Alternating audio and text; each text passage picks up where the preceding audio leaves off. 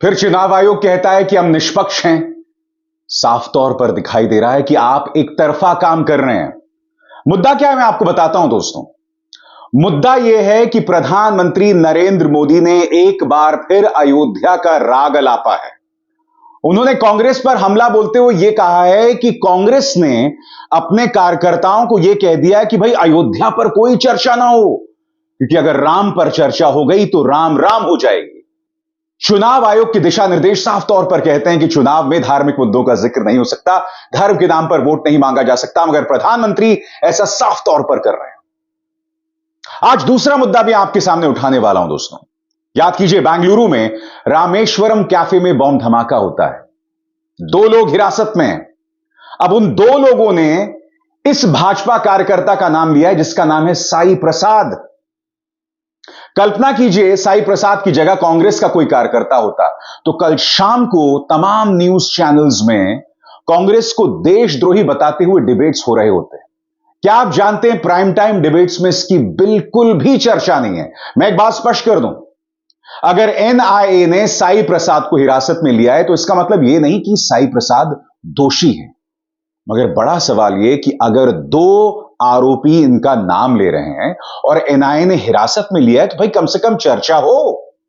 क्या आप कल्पना कर सकते हैं कि कल अगर कांग्रेस का कोई कार्यकर्ता निकल कर आता या वामपंथी कोई कार्यकर्ता निकल कर आता तो आप किस तरह के डिबेट्स प्राइम टाइम में देख रहे होते हैं? मगर इसको लेकर पूरी तरह से खामोशी है।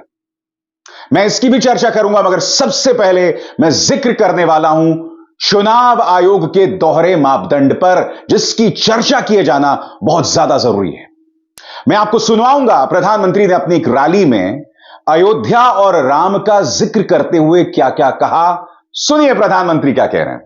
उन्होंने कांग्रेस की सभी इकाइयों को कहा है कि अयोध्या राम मंदिर की चर्चा अगर निकल पड़े तो मुंह पे ताला लगा देना,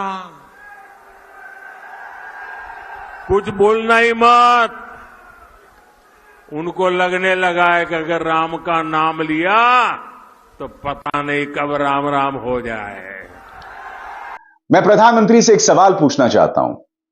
सबसे पहली बात, अगर कांग्रेस यह कह रही है कि भाई अयोध्या राम की बहसों में ना उलझें, तो उसकी वजह क्या है? उसकी 2 वजह है। सबसे पहली वजह, चुनाव आयोग के अपने दिशा निर्देश हैं कि भाई आप धार्मिक मुद्दों पर वोट नहीं मांग सकते। पहली बात तो यह है। दूसरी बात क्या है यहां पर, और इस पर गौर करने की जरूरत है।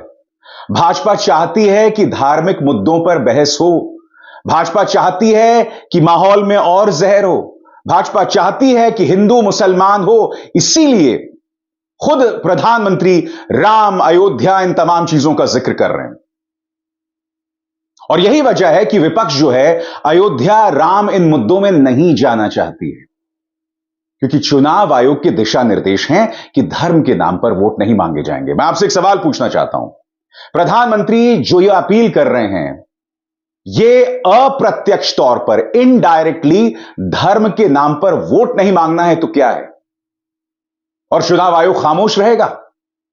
चुनाव आयोग भूल गया कि सुप्रीम कोर्ट ने क्या टिप्पणी की थी कि हमें ऐसा चुनाव आयुक्त चाहिए जो प्रधानमंत्री से भी सवाल कर सके। भूल गया आप सुप्रीम कोर्ट ने क्या कहा था कि हमें ऐसा चुनाव आयोग चाहिए जो प्रधानमंत्री से भी सवाल कर सके। कहां है आपकी हिम्मत साहब? साफ तौर पर प्रधानमंत्री संवाद को, नैरेटिव को, चुनाव को अयोध्या राम यानी धार्मिक मुद्दों की तरफ ले जाने की कोशिश कर रहे हैं, मगर आपकी तरफ से एक सलाह भी नहीं। चलिए, चेतावनी तो बहुत दूर की बात है, वो तो आप नहीं कर सकते हैं, मगर सलाह भी नहीं दे सकते आप प्रधानमंत्री को, एक बयान भी नहीं दे सकते आप में इतनी भी हिम्मत नहीं है। साफ तौर पर दिखाई दे रहा है दोस्तों कि भारतीय जनता पार्टी खुलकर मुद्दों को धार्मिक बनाना चाहती है, हिंदू मुस्लिम करना चाहती है। मैं ये समझना चाहता हूं, जो पॉलिटिकल पार्टी बार बार ये कह रही है कि हम 400 सीटें ला रहे हैं, उनमें ये बौखलाहट क्यों? किस बात की बौखलाहट है? दोस्तों, मैं बात चुनाव आयोग की कर रहा हूं और मैं जानता हूं आप इंतजार कर रहे हैं रामेश्वरम कैफे ब्लास्ट में बीजेपी एंगल की खबर की। उसके लिए आपको थोड़ा और इंतजार करना पड़ेगा, मगर जो और खबरें मैं आपको बताने वाला हूं वो बहुत दिलचस्प है दोस्तों। फैक्ट चेकर हैं अभिषेक, अभिषेक ने जानकारी चुनाव आयोग की वेबसाइट से जुटाई है और यह बहुत ही शॉकिंग खबर है। आम आदमी पार्टी एक रैली की परमिशन मांगती है, मगर आप जानते हैं उन्हें अनुमति नहीं मिलती और साथ में चुनाव आयोग मां की गाली देता है। नहीं, मैं मजाक नहीं कर रहा हूं, यह सबूत है आपका। देखिए दोस्तों, अभिषेक क्या कह रहे हैं? Election commission has literally abused the candidate's representative of AAP leader Sushil Gupta and put Mia Khalifa picture in the order copy when sought permission via Suvidha website of Election Commission of India. This is not edited. I have the screen recording. Will Election Commission take any action? अभिषेक से, जो कि एक fact checker हैं, उन्होंने कहा कि मेरे पास screen recording है इलेक्शन कमीशन ऑफ इंडिया की सुविधा वेबसाइट से, जब आम आदमी पार्टी के नेता के नुमाइंदे ने रैली के लिए परमिशन मांगी तो मियां खलीफा की तस्वीर डाल दी गई। और जैसे कि आप देख सकते हैं दोस्तों, यहां पर मां की गाली दी हुई है और आप देख सकते हैं कि उनकी एप्लीकेशन को भी खारिज कर दिया गया है और साथ में मां की गाली दी गई है। मैं समझना चाहता हूं चुनाव आयोग से कि क्या आपकी वेबसाइट को भाजपा के संस्कारी आईटी सेल के गुर्गे चला रहे हैं? क्या अमित मालवीय आपकी वेबसाइट चला रहे हैं? और अगर अमित मालवीय और उनके गुर्गे आपकी वेबसाइट को नहीं चला रहे हैं तो मां की गालियां क्यों दी जा रही है? मां की जो गाली दी गई है वो मैं दोहरा भी नहीं सकता हूं दोस्तों। सोच के भी विचित्र लगता है ना कि आम आदमी पार्टी के जो कैंडिडेट हैं सुशील गुप्ता, उनके नुमाइंदे रैली की परमिशन मांगते हैं और उन्हें मां की गाली दी जाती है और मियां खलीफा की तस्वीर लगा दी जाती है। अब चुनाव आयोग क्या कहेगा कि आपका वेबसाइट हैक हो गया है? मैं जानता हूं आप यही कहेंगे। और अगर आपका वेबसाइट हैक हो गया है तो इस वक्त देश में जो सबसे ताकतवर संस्था है वो इलेक्शन कमीशन ऑफ इंडिया है। यह संगोल युग चल रहा है, यह अमृतकाल चल रहा है जहां इलेक्शन कमीशन ऑफ इंडिया की वेबसाइट्स पर इस तरह की गालियां दी जाती हैं। किसको शर्म आ रही है, मैं समझना चाहता हूं। मुझे यह खबर बताते हुए शर्म आ रही है। प्रधानमंत्री नरेंद्र मोदी साफ तौर पर चुनावों के अंदर अयोध्या, राम, हिंदू, मुस्लिम करने की कोशिश कर रहे हैं और यहां पर आम आदमी पार्टी के नेता सुशील गुप्ता की रैली के लिए परमिशन मांगी जाती है, उसे रिजेक्ट कर दिया जाता है, जैसे कि अभिषेक की इस जानकारी में स्पष्ट हो रहा है, और साथ में मां की गाली दी जाती है। खुलेआम इस तरह से हो रहा है दोस्तों, मुद्दा यह नहीं है कि गाली दी गई है, मुद्दा यह भी नहीं है कि इलेक्शन कमीशन की वेबसाइट हैक हो गई है, नहीं हो गई है, वो एक अलग मुद्दा है। मुद्दा क्या है मैं आपको बताता हूं। दुनिया की नजरों में जब भी भारत में चुनाव होते थे ना, तो दुनिया की तमाम डेमोक्रेसी, तमाम देश भारत के चुनावों की तरफ टकटकी लगाए देखते थे। वो कहते थे कि इतना बड़ा देश है, इतनी विविधताएं हैं, इतने मतभेद हैं, मगर क्या खूबसूरत चुनाव होते हैं। मगर हम देख रहे हैं पिछले कुछ अरसे से चुनाव आयोग का पक्षपात दिखता है। हम अब देख रहे हैं कि किस तरह से गुप्त चुनावी चंदों के जरिए विपक्ष की जड़ें काटी गई और भाजपा लगातार मजबूत होता चला गया। सुप्रीम कोर्ट के इस मामले में दखल देना पड़ा और चुनाव आयोग का पक्षपात बार बार दिखाई देता है। अरे भाई, भारत की नाक कट रही है, कितनी नाक कटाएंगे? और गोदी मीडिया कितनी नाक कटाएगा? इन दो खबरों का जो मैंने जिक्र किया है, क्या आपने गोदी मीडिया में इसका कहीं पर जिक्र सुना है? अरे अगर इलेक्शन कमीशन की वेबसाइट में गाली दी जाती है, इस पर आपका प्राइम टाइम पे चर्चा होनी चाहिए। अगर प्रधानमंत्री चुनाव आयोग के दिशा निर्देशों का उल्लंघन कर रहे हैं तो उस पर चर्चा होनी चाहिए। याद कीजिए, पिछले चुनावों में, 2019 के चुनावों में चुनाव आयोग ने साफ तौर पर कहा था कि भाई आप सर्जिकल स्ट्राइक पर वोट नहीं मांग सकते। प्रधानमंत्री ने वोट मांगा था, उन पर कोई एक्शन नहीं हुआ। जो अशोक लवासा उन पर एक्शन लेना चाहते थे, उनके रिश्तेदारों पर इनकम टैक्स के रेड हुए, पेगासस के जरिए उनके फोन की जासूसी हुई और न जाने क्या क्या किया गया उनके साथ। उन्होंने वक्त से पहले इस्तीफा दे दिया। फिर बताइए, क्या आप भी हमें दावा कर सकते हैं कि हमारा लोकतंत्र जो है मजबूत है, फूल प्रूफ है? फूल प्रूफ नहीं है साहब। अगर आप यह सोच रहे हैं कि इस लोकतंत्र में कोई प्रॉब्लम नहीं है, तो फूल कौन है आप खुद समझ जाइए। मैं बात गोदी मीडिया की कर रहा था दोस्तों। खबर क्या आई है? एनआईए ने, नेशनल इन्वेस्टिगेटिव एजेंसी ने, जो 2 लोग पकड़े गए थे, उनके बयान के आधार पर साई प्रसाद नाम के भाजपा के इस कार्यकर्ता को हिरासत में लिया है। मैं आपसे एक सवाल पूछना चाहता हूं। कुछ देर के लिए कल्पना कीजिए कि अगर साई प्रसाद की जगह कांग्रेस का कोई कार्यकर्ता होता, आप सोच सकते हैं कितना बड़ा बवाल होता। मैं नहीं भूला हूं, गृहमंत्री अमित शाह ने कर्नाटक में चुनावों से पहले कहा था कि अगर कांग्रेस सत्ता में आ गई तो जगह जगह दंगे होंगे। ये किसकी शब्दावली थी? ये गृहमंत्री की शब्दावली थी। अब एनआईए ने हिरासत में लिया है भाजपा के एक कार्यकर्ता को। मैं ये नहीं कह रहा हूं इसमें आपस में कोई लिंक है, मगर मैं आपसे सिर्फ इतना कह रहा हूं कि कम से कम इसकी चर्चा तो होनी चाहिए ना, प्राइम टाइम डिबेट तो होनी चाहिए। भाजपा को कटघरे में रखा जाना चाहिए, मगर नहीं साहब। और कांग्रेस यही सवाल पूछ रही है। कांग्रेस के नेता क्या क्या कह रहे हैं दोस्तों, एक एक करके आपके स्क्रीन पर आ रहा है। पवन खेरा कहते हैं, does this news shock us any more? वो कह रहे हैं कि अब इस खबर से लेकर मुझे कोई शॉक नहीं लगता है। यानी कि कांग्रेस ये इशारा कर रही है कि बार बार भारतीय जनता पार्टी का आतंकवाद और आतंकवादियों से रिश्ते दिखाई दे रहे हैं। जयराम रमेश, राष्ट्रीय मीडिया इस पर चुप है। इस पर चुप क्यों है? Why is the national media silent on this sensational development? चुप क्यों है? कांग्रेस ने बाकायदा 3 तस्वीरें पेश की हैं और वो कह रहे हैं बीजेपी का आतंकवादी कनेक्शन। वो 3 तस्वीरें क्या हैं? तालिब अली शाह, बीजेपी का social media incharge Jammu Kashmir, Lashkar-e-Taiba का आतंकवादी। दूसरा, संजय सरोज, भाजपा नेता उत्तर प्रदेश, लश्कर-ए-तैयबा के साथ टेरर फंडिंग। फिर साई प्रसाद का जिक्र, बीजेपी नेता कर्नाटक, रामेश्वरम कैफे ब्लास्ट से इसका लिंक बताया जा रहा है। यहां पर सुप्रिया श्रीनेत क्या कह रही हैं? मार्च में बेंगलुरु में रामेश्वरम कैफे में बम फटने के मामले में अब एनआईए ने एक बीजेपी नेता को गिरफ्तार किया है। मीडिया में सुई टपक सन्नाटा है, ना कोई ब्रेकिंग न्यूज, ना छाती पीटते एंकर। भाजपा को तो मानो सांप सूंघ गया है, लेकिन हर बार आतंकवाद से इनका संबंध कैसे निकल आता है। अतुल लोंढे, महाराष्ट्र से पार्टी के नेता, रामेश्वरम कैफे ब्लास्ट याद होगा आपको। अब एनआईए ने तीर्थातल्ली के भाजपा नेता को गिरफ्तार किया है, लेकिन मीडिया में एकदम सन्नाटा, ना ब्रेकिंग ना रिपोर्ट। आज मैं आपको एक तस्वीर दिखाना चाहता हूं दोस्तों। देविंदर सिंह, आपको याद है ये व्यक्ति आतंकवादियों के साथ पकड़ा गया था और वो गाड़ी जो है दिल्ली की तरफ जा रही थी। ये वही देविंदर सिंह है जिस पर यह आरोप था कि जब 2001 में संसद पर हमला हुआ था, तब मोहम्मद नाम के एक आतंकवादी को लेकर यह दिल्ली गया था। ये वो व्यक्ति है दोस्तों जो कश्मीर के अंदर कई डिप्लोमैट्स को ले गया था। उसकी तस्वीरें थी सामने। कश्मीर में डिप्लोमैट्स को लेकर यह व्यक्ति ले गया था। यानी कि इसकी इतनी उपस्थिति है, इतनी मौजूदगी है। मैं आपसे पूछना चाहता हूं इस मामले में क्या हुआ? क्या इस पर आतंकवाद की धाराएं लगाई गई? वो गिरफ्त में है, नो डाउट।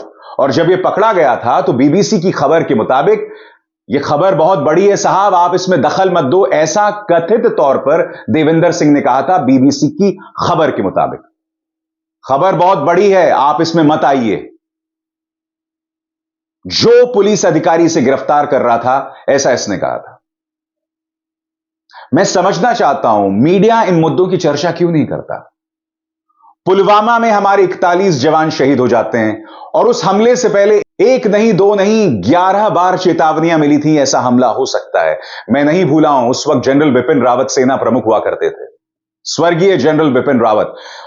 पार्लियामेंट के बाहर पत्रकारों ने उनसे सवाल पूछा था कि ऐसी खबरें आ रही हैं कि जम्मू कश्मीर में बड़ा हमला हो सकता है। उन्होंने कहा था हम तैयार हैं, हम तैयार हैं। बार बार इस बात की चर्चा हो रही थी। वो आतंकवादी 380 किलोग्राम आरडीएक्स लेकर हमारे जवानों के पास कैसे पहुंच गया, कोई नहीं जानता। और फिर हमला होता है, हमारे जवान शहीद होते हैं। भाजपा उसके बाद राष्ट्रवाद के जरिए पूरा नेशनल मीडिया सराबोर कर देता है, पूरे मुद्दे को इमोशनल बना देता है और नतीजा आपके सामने है। मैं फिर आपसे सवाल पूछना चाहता हूं, ये मुद्दे हैं जिनकी चर्चा तो हो। मैं फिर स्पष्ट कर रहा हूं, साई प्रसाद को मैं आतंकवादी नहीं बता रहा हूं। मैं गोदी मीडिया की तरह नहीं हूं।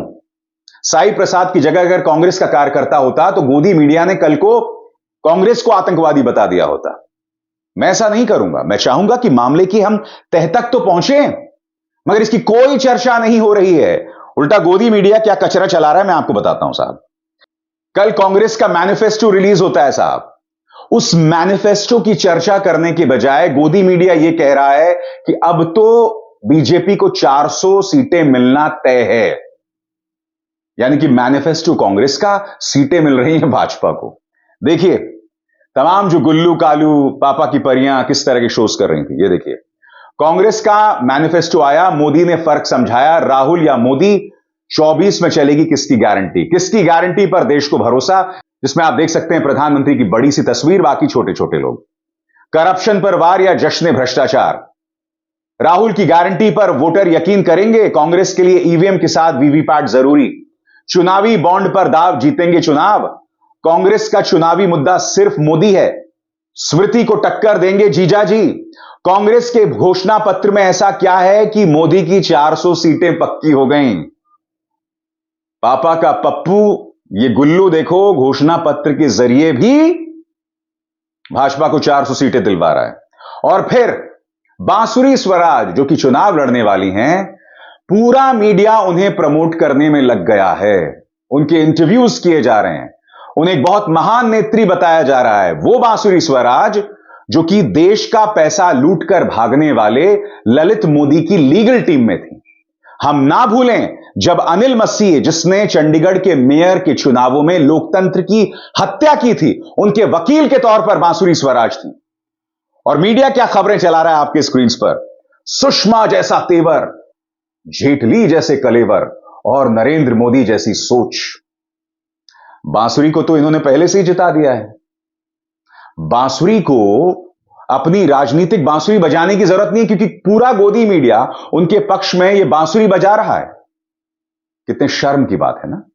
इसलिए मैं आपसे बार बार कहता हूं दोस्तों, यह बराबरी का मुकाबला बिल्कुल भी नहीं है। चर्चा एक और मुद्दे की होनी चाहिए थी, मगर उसकी भी चर्चा नहीं हो रही। आपकी स्क्रीन पर यह है रामदास अठावले। भाजपा नेताओं की मौजूदगी में कल इन्होंने जानते हैं क्या कहा, कि जिन पर भ्रष्टाचार के आरोप भी हैं वो भी हमारे पास आ रहे हैं। आरोप सिद्ध थोड़ना हुआ है, आ रहे हैं तो क्या हो गया, ईडी उन पर दबाव डाल रही है तो वो लोग ऐसा कर रहे हैं।